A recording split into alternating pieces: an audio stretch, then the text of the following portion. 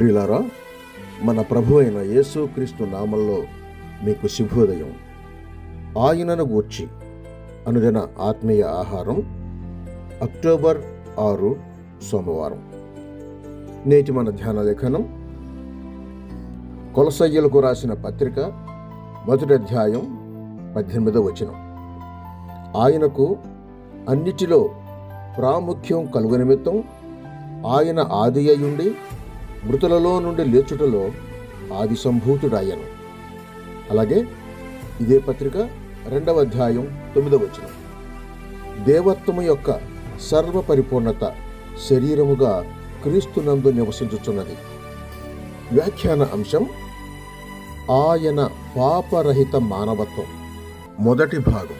వ్యాఖ్యానం: ప్రభు అయిన యేసుక్రీస్తు పాపరహితమైన మానవత్వం అనే అంశం ఎంత ప్రాముఖ్యమైనది.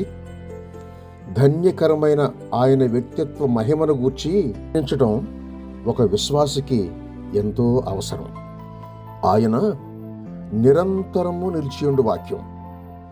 ఆయన తండ్రి రొమ్మున ఆనుకొని ఉన్న జనితైక కుమారుడు.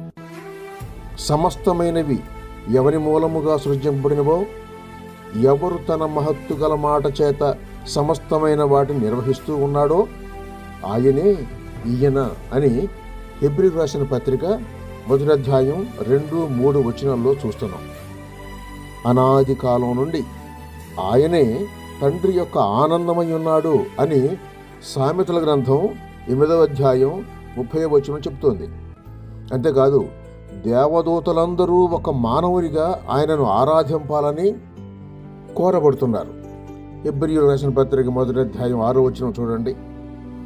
తూర్పు దిక్కు నుండి వచ్చిన జ్ఞానులు సైతం ఆయనకు నమస్కరించి ఒక శిశువుగా ఆయనను ఆరాధించారు. మత్తయి సువార్త 2వ అధ్యాయం 11వ వచనం. మనస్సునందు ఇట్టి తలంపులు కలిగి ఉండి ఆయన పరిపూర్ణ మానవత్వాన్ని గురించి సంభాషించటం ఎంతో గంభీరమైన విషయం. ప్రతి ఆలోచనను క్రీస్తుకు లోబడినట్లు చెరపట్టుచు ఆరాధకుల వలనే మనం అట్లు చేయవలసి ఉన్నాం.